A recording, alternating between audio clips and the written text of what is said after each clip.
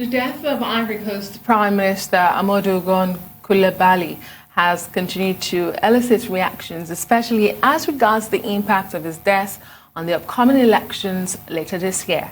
Well, let's cross live now to Dakar, Senegal, where Valentin Robiliard, a West Africa analyst at Control Risks, joins us now. Valentin, thank you so much for joining us. Valentin also provides political, operational, and security risk analysis on the region. Thank you again for joining us on Newsday. Good morning. Thank you for having me. Good morning.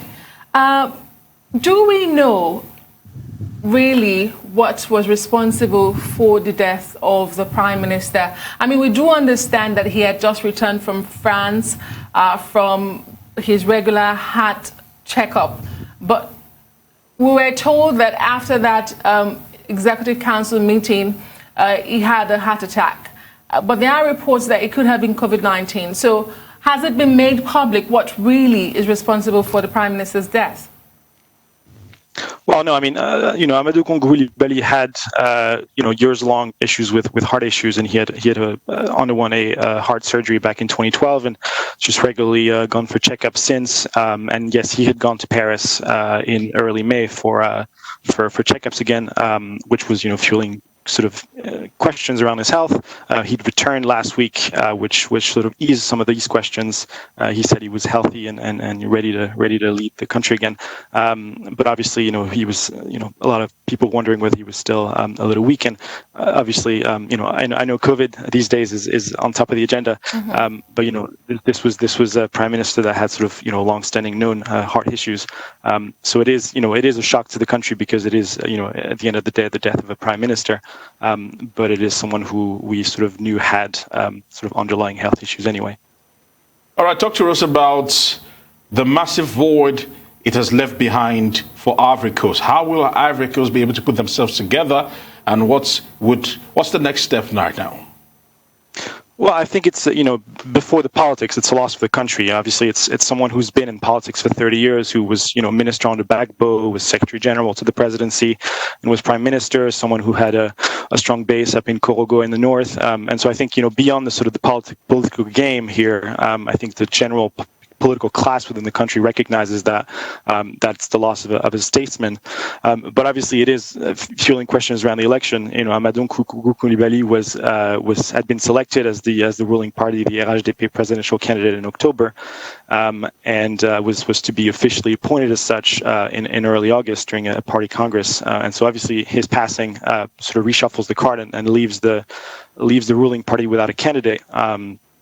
Just under 4 months before the election, and when the candidacy are to be submitted in August. So it does throw a big question mark on the ruling party strategy, and more broadly on the electoral cycle that already had quite a few unknowns as we head towards October. Indeed, there's a lot of uncertainty, isn't it? Incumbent President Ouattara says he would not be seeking a third term, and he will not be clinging to power like his peers on the continent. But do you think that this puts pressure on him? Are we likely to see him rescind that decision? Because even on the other side of the opposition, we also have Laurent Gbagbo, who has an issue at the ICC, if I'm correct.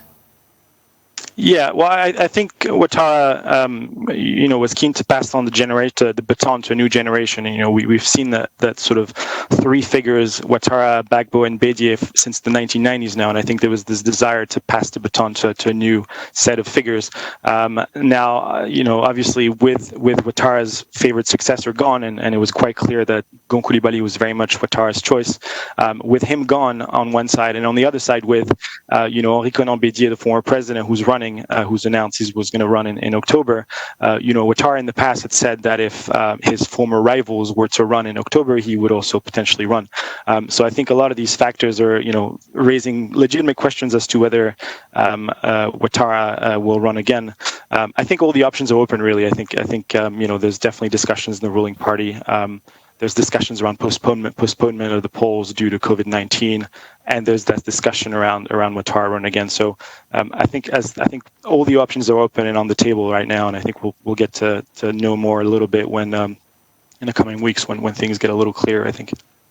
All right, give us a perspective on what's going down on ground in Ivory Coast. How is the state taking the loss of their prime minister?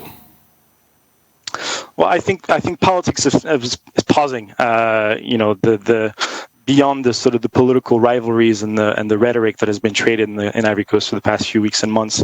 There's the sense of paying respect to a statement. So there's a week of mourning that's starting today and that will last for the next week as the funerals are organized.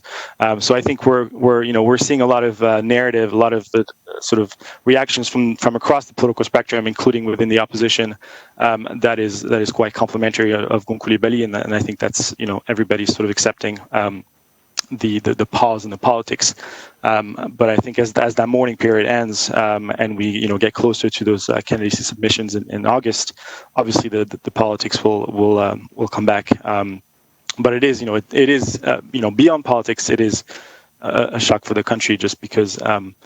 It is the death of a statesman, but it's also obviously the death of big candidates in the election. So definitely a big shift in this year's campaign. And Valentine, how about the acting Prime Minister Bakayoko, who was acting instead in the interim when Coulibaly was in France? Are there talks around him, for instance, picking up that ticket that Coulibaly could have picked for the elections? Yeah, I think in the RHDP there is, definitely a few names floating around as to who could be a potential successor to the Coulibaly ticket. Bakayoko is obviously one of them because he was serving the interim when Coulibaly was in Paris, and just generally, is pretty public and vocal figure out there. There are other figures, Patrick Hachier, the Secretary General of the Presidency, who announced Coulibaly's death on Wednesday.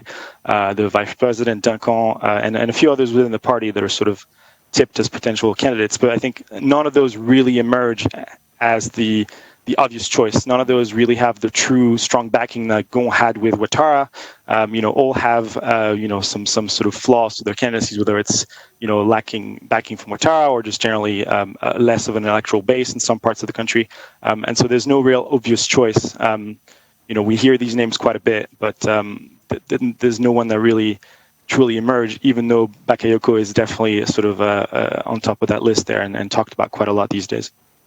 All right, so some are predicting that Ouattara, who is 78 right now, might decide to end his decade-long rule and just probably step aside. What are your perceptions or what's your perspective towards that? Briefly. On Ouattara ending his term. Yeah, because of this now. Yeah. Well, I think he's been quite keen, and I think the perception I think in Ivory Coast of having those three figures that have been battling for power for the past 30 years, is leaving a lasting impression. I think people are keen to move beyond that. And when Ouattara announced in March that he wasn't running, obviously there was some suspicions and skepticism within the opposition, but I think it was welcomed as it's time to turn a page to that generation and open up to a new generation. And in some ways I think Ouattara is quite keen on that. Many thanks to you.